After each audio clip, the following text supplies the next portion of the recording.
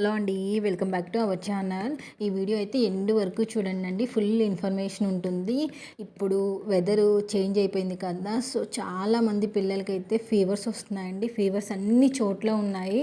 మీ పిల్లల్ని స్కూల్కి పంపించేటప్పుడు కానీ కొంచెం కేర్ తీసుకొని పంపించండి.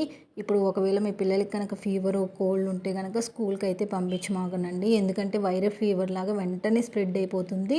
సో బీ కేర్ఫుల్ అండి. అసలు టెంపరేచర్ కూడా చాలా హైగా ఉంటుంది.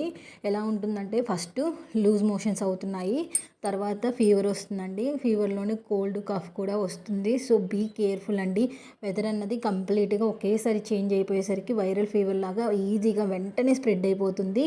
సో స్కూల్కి అయితే మీరైతే పంపించమాకండి ఒకవేళ ఫీవర్ ఉన్నా కోల్డ్ ఉన్నా, ఎందుకంటే వాళ్ళకి తెలీదు చిన్నపిల్లలకి.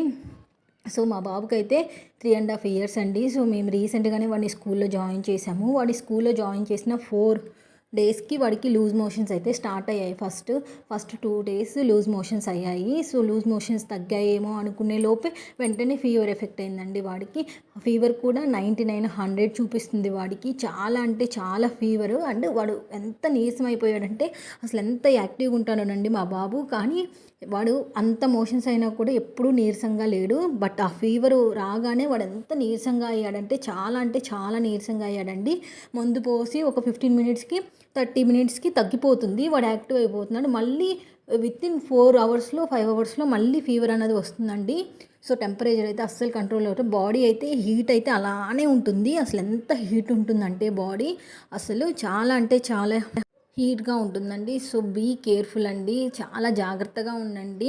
మనం కొన్నిసార్లు ఎంత జాగ్రత్తగా, ఎంత నీట్గా, ఎంత హెల్తీ ఫుడ్ పెట్టినా సరే ఫీవర్స్ అన్నది మనం పంపించే స్కూల్స్లో కానీ లేకపోతే మనం పంపించే ప్లే ఏరియాలో కానీ ఎక్కడ ఎఫెక్ట్ అవుతుందో అర్థం కావట్లేదండి. బట్ బీ కేర్ఫుల్ అండి. మాకైతే లిటరల్గా మా బాబుకి అయితే గురువారం నుంచి ఈ రోజు వరకు కూడా ఫీవర్ అలానే కంటిన్యూస్గా ఉందండి.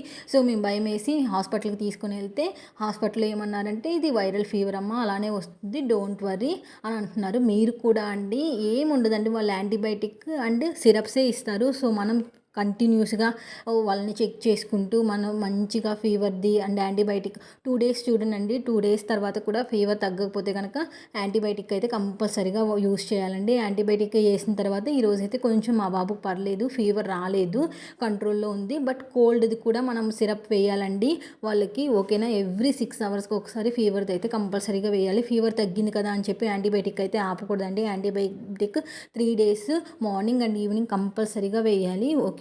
అసలు ఫీవర్కి ఏ సిరప్ వాడాలి, యాంటీబయాటిక్ ఏ సిరప్ వాడాలి, ఎంత వేయాలని చెప్పి నేను క్లియర్గా వీడియో చేస్తాను. ఒకసారి అయితే వీడియో చెక్ చేయండి.